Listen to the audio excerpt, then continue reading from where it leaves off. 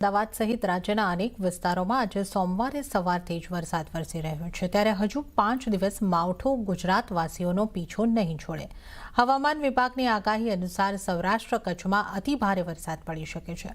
આવતીકાલે પણ ભારેથી અતિભારે વરસાદની વકી છે। અમરેલી, ભાવનગર, ગીર સોમનાથ અને દીવમાં રેડ એલર્ટ જાહેર કરવામાં આવ્યું છે, તો ઓરેન્જ એલર્ટ સાથે જૂનાગઢ અને બોટાદમાં વરસાદની આગાહી છે।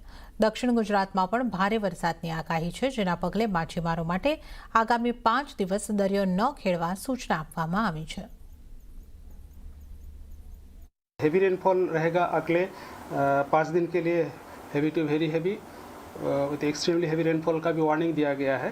अभी गुजरात रीजन में जो आज के लिए फोरकास्ट है, heavy to very heavy isolated places में ऑरेंज कलर के साथ दिया गया है, और उसके आगे 27, 28, 29 को हेवी रेनफॉल आइसोलेटेड प्लेसेस में दिया गया है, और 31 अक्टूबर को फिर इंटेंसिटी थोड़ा बढ़ेगी, heavy to very heavy isolated places में ऑरेंज वार्निंग के साथ दिया गया है। और हेवी रेनफॉल वार्निंग 28 से लेकर 30 तक येलो वार्निंग के साथ दिया गया है।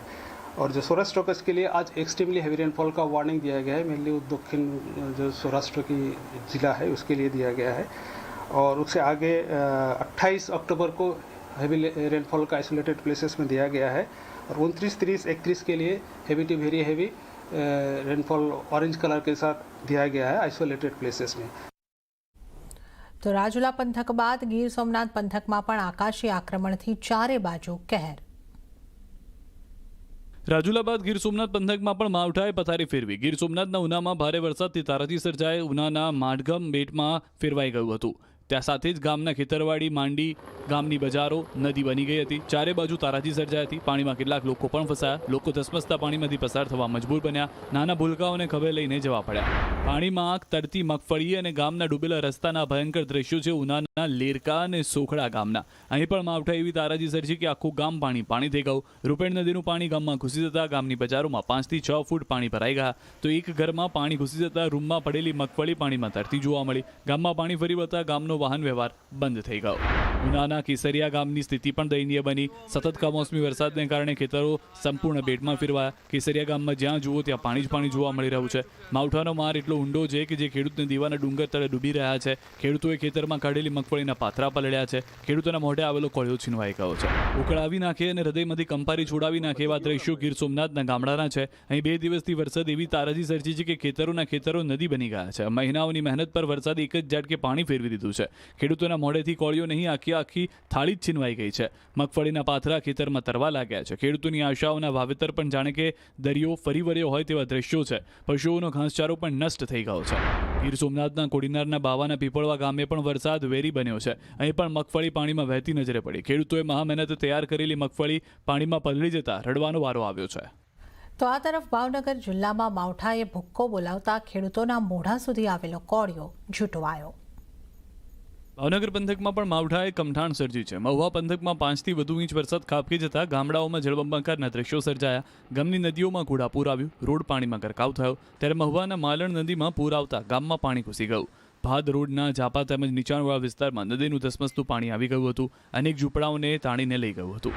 હોડી પર જીવનના દ્રશ્યો છે મહુવાના, જ્યાં ભારે વરસાદ બાદ મહુવાથી બંદર અને લાઇટ હાઉસ જવાનો રસ્તો નદીમાં પરિવર્તિત થઈ ગયો હતો, જેથી અનેક લોકો ફસાયા હતા। ત્યારે જ એક પ્રસૂતાને પીડા ઉપડતા હોડી મારફતે હોસ્પિટલ લઈ જવાની ફરજ પડી હતી। આ બાજુ ભાવનગર શહેર સહિત જિલ્લામાં કમોસમી વરસાદના લીધે અનેક વિસ્તારમાં પાણી ભરાયા। ભાવનગર જિલ્લાના મહુવા શહેરમાં તારાજી સર્જાઈ। શહેરમાં રોડ રસ્તા પાણીમાં જોવા મળ્યા। સાથે મહુવા શહેરના ગ્રામીણ વિસ્તારોમાં ધોધમાર વરસાદ થતા શહેરમાં ઘૂંટણસમાં પાણી ભરાઈ ગયા। મહુવામાં માલણ નદીનું પાણી આવતા લોકો મુશ્કેલીમાં મુકાયા। મહુવા શહેરમાં ભારે વરસાદ પડવાને કારણે લોકોના ઘરમાં પાણી ઘૂસી ગયા। શહેરના જનતા પ્લોટ નંબર 2 સહિતના વિસ્તારોમાં લોકોના ઘરમાં પાણી ઘૂસ્યા। આ બાજુ ભાવનગર શહેરમાં પણ માવઠાએ ધબધબાટી બોલાવી। ભારે વરસાદને કારણે શહેરના રસ્તાઓ પાણી થઈ ગયા। Kumbharwada, station road, Alka road, Madiya road, Nari road સહિતના વિસ્તારમાં પાણી ભરાયા। આ તરફ ભાવનગર સિહોરમાં પણ માવઠું ત્રાટક્યું હતું। કમોસમી વરસાદને કારણે રસ્તાઓ જળથી તરબોળ થઈ ગયા। તો શહેરની ગોમતેશ્વર નદી બે કાંઠે જોવા મળી। ગોતમેશ્વર નદીના પાણી રસ્તા પર ચડી આવતા નાના વાહન ચાલકો પરેશાન થયા। ખેતરોમાં તરતી મગફળીના દ્રશ્યો પાલીતાણા તાલુકાના રંડોળા ગામના છે। અહીં પણ કુદરતી એવો પ્રહાર કર્યો કે ગામની રજાવળ નદીમાં ઘોડાપૂર આવતા પાણી ખેતરોમાં ઘૂસી ગયા, જેથી ખેતરો નદી બની ગયા અને ખેડૂતોએ મગફળીના પાથરા કર્યા હતા તે પલળી ગયા। તો નદીમાં 2 અજાણ્યા વ્યક્તિ તણાયા। આ બાજુ માવઠું પથારી ફેરવી દેવા માટે બોટાદ, બરવાળા, ગઢડા, રાણપુર પંથકમાં પણ પહોંચી ગયું હતું. 2 દિવસથી કમોસમી વરસાદના કહેરને કારણે ગામડા ખેતરો જે હતા તે પાણી જોવા મળ્યા. ખેડૂતોના મોઢા સુધી આવેલો કોળિયો છીનવાઈ ગયો. માવઠાને કારણે બોટાદ યાર્ડને આગામી 4 દિવસ માટે બંધ કરી દેવાયું છે. ખેડૂતોની જણસીઓ પલળે નહીં તે માટે 28 ઓક્ટોબરથી 31 ઓક્ટોબર સુધી યાર્ડમાં રજા રાખી દેવામાં આવી છે. 1 નવેમ્બરથી યાર્ડ રાબેતા મુજબ શરૂ થશે. તો આ સાથે જ દક્ષિણ ગુજરાતમાં કમોસમી વરસાદથી ઉકાઈ ડેમ થયો ઓવરફ્લો. દક્ષિણ ગુજરાતમાં પણ માવઠાના મંડાણ થયા છે, ત્યારે કમોસમી વરસાદના પગલે તાપીના ઉકાઈ ડેમમાં પાણીની આવક વધી. ડેમની જળસપાટી ભયજનક લેવલની ઉપર છે, જેથી ઉકાઈ ડેમના 22 પૈકી 3 દરવાજા 4 ફૂટ ખોલાયા. ડેમના 3 દરવાજા ખુલી તાપી નદીમાં પાણી છોડાયું. હાલ ડેમની સપાટી 345.02 ફૂટ પર પહોંચી.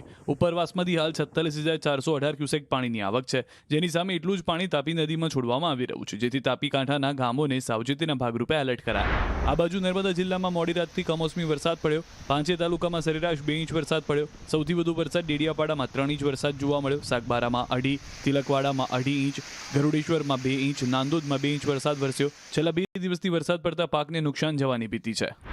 સુરતમાં કમોસમી વરસાદથી ડાંગરનો પાક તૈયાર જે હતો તે પલળી ગયો છે. ડાંગરના પાક પર પાણી ફરી વળતા ખેડૂતોએ દોડધામ શરૂ કરી. ડાંગરને સુકવવા માટે ખેડૂતોએ રોડ પર પાથરી દીધા. તો વલસાડ જિલ્લામાં વરસાદને કારણે ખેડૂતોને મોટું નુકસાન સહન કરવાનો વારો આવ્યો છે. જિલ્લાના વલસાડ, કપરાડા, ધરમપુર, પારડી, ઉમરગામ સહિત તમામ તાલુકાઓમાં વરસાદે કહેર વર્તાવતા ખેતીના પાકને વ્યાપક નુકસાન થયું છે.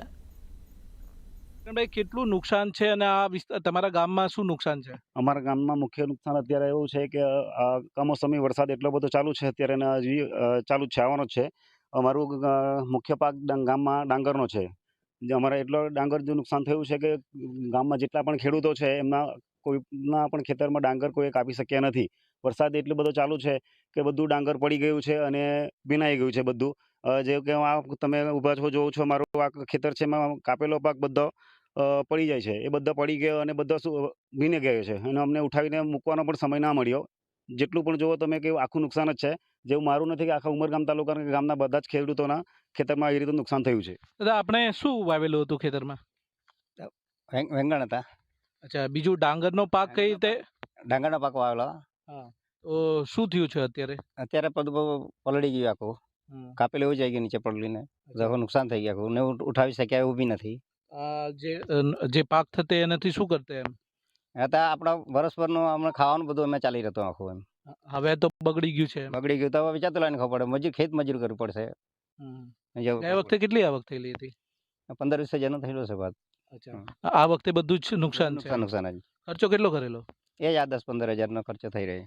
આખા વલસાડ જિલ્લાના ઉમરગામની જ આ ખેડૂતોની હાલત છે કે જિલ્લામાં બધી જગ્યાએ આ છે પોઝિશન? જિલ્લામાં બધી જ જગ્યાએ આ પોઝિશન છે ને અમારે અહીંયા તો 25-26 જે ભારે વરસાદ આવ્યો એના કારણે ઘણું બધું નુકસાન થયેલું છે. કેમ કે વરસાદની આગાહી એટલી બધી છે, પણ ખેડૂતોએ રાહ જોઈ દિવાળી સુધી, પણ દિવાળી પછી તો કાપણી ચાલુ જ કરી નાખી છે. અને કાપણી ચાલુ કર્યા પછી 25-26 તારીખે જે વરસાદ આવ્યો છે એના કારણે ઘણું નુકસાન થયું છે. ભાત પલળી ગયેલું છે અને એને હવે કોઈ કામમાં આવતું નથી. હવે ઘાસચારામાં બી એ કામ નથી આવતું. હવે અમારે આખા વર્ષનું હોય એ ડાંગર બિયારણ એક વખત પાક કરીએ એટલે આખા વર્ષ ચાલતું હોય. હવે અમારે એને વેચાતું લાવીને ખાવું પડે એટલે અમારે લગભગ 25-30 હજારનું નુકસાન તો થયું જ છે. આપનું નામ? મારું નામ જયદીપ પટેલ છે. જયદીપભાઈ, કઈ રીતે ખેડૂતો છે અહીંયા આગળ ડાંગરના પાક પર નિર્ભર હોય છે એમ? અમારે એક વખત ચોમાસામાં કરીએ એટલે આખું વરસ ખાવાનું અમને વેચાત લાવવાનું પડતું નથી. તો આ રીતે અમને આખું વરસનું નુકસાન થયું એમ જણાવી શકીએ. મતલબ કઈ રીતે નુકસાન છે? હવે અત્યારે જે ખેતરોમાં પાક છે એને શું કરી શકાય? એને હવે આમાં ફેંકી દેવું પડે. કંઈ ખાવામાં ઉપયોગ કરી શકીએ નહીં, કેમ કે ભીનાઈ ગયું. એનાથી એકદમ એ થઈ જાય, ફૂગ આવી જાય. એટલે ઉગી નીકળે એટલે ફૂગ આવી જાય, એટલે આખું વરસ ઉપયોગ કરી ન શકીએ. સરકાર સમક્ષ શું માંગ છે? અમને એ જ માંગ છે કે સરકાર અમને આનું વળતર આપે. ખાતરનું નુકસાન થયું, આખું વરસ કેવી રીતના ચલાવવું એ અમને સારું પડે આપે તો.